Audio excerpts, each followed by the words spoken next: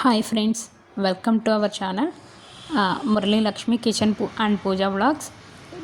ఈ వ్లాగ్ ఏంటంటే మా ఊర్లో మేము అంకమ్మ తల్లి సంబరం చేసుకున్నాము. దాంతోపాటు సారీ కూడా ఇచ్చాము. దానికి సంబంధించిన వ్లాగ్ ఇది.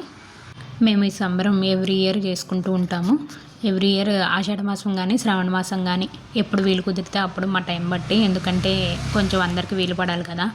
ఒక 5-6 ఫ్యామిలీస్ కలిపి చేసుకుంటాము. అందుకని అందరికీ వీలు పడేలాగా చూసుకుని చేసుకుంటాము మా షెడ్యూల్ని బట్టి. అయితే మేము ఇక్కడ అందరూ బిందులతో నీళ్లు తీసుకుని వెళ్తున్నాం కదా. అదేంటి అంటే గంగన్నమ్మ తల్లికి 11 బిందులతో నీళ్లు పోసి అక్కడ గుడిని అంతా శుభ్రం చేసి పసుపు రాసి బొట్లు పెట్టి ఇవన్నీ చేసి పూజ చేసి అవన్నీ చేసుకుంటూ ఉంటాము.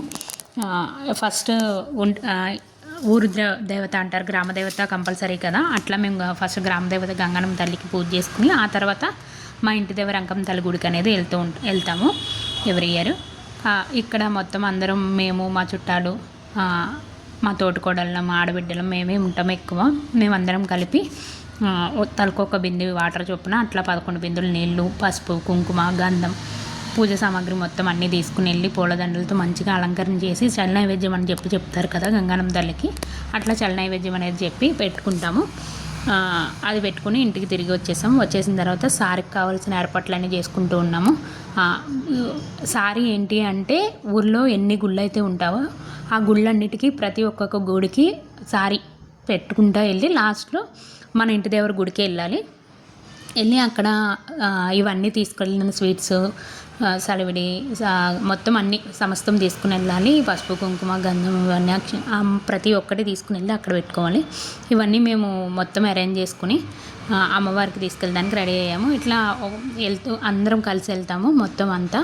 అలాగే ఊర్లో అందరినీ కూడా పిలుస్తాము. వెళ్తూనే అందరూ వస్తూ ఉంటారు. మా ఆయనకు మళ్ళీ ఒక్కొక్కరు జాయిన్ అవ్వకుండా గుడి దగ్గరికి వెళ్ళే వరకు చాలామంది మొత్తం ఊరంతా కలుస్తాము.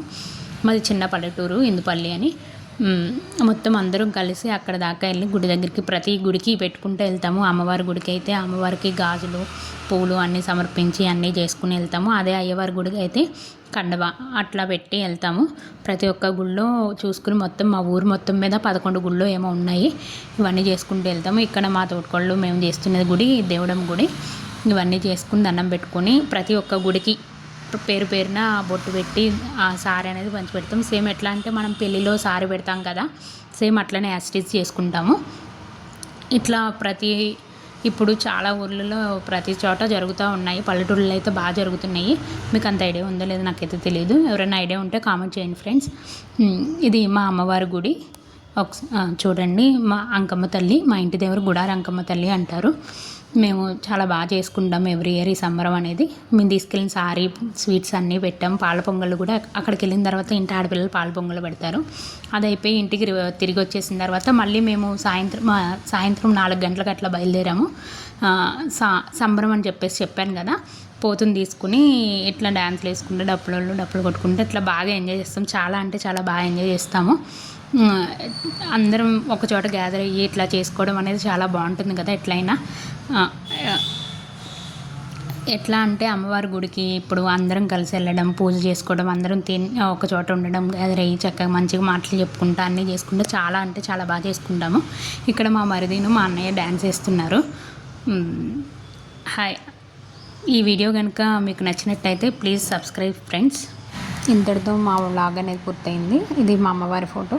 ఈ వ్లాగ్ కనుక మీకు నచ్చినట్లయితే like, share and subscribe. Please మన ఛానల్ని సబ్స్క్రైబ్ చేసుకోండి. Thank you.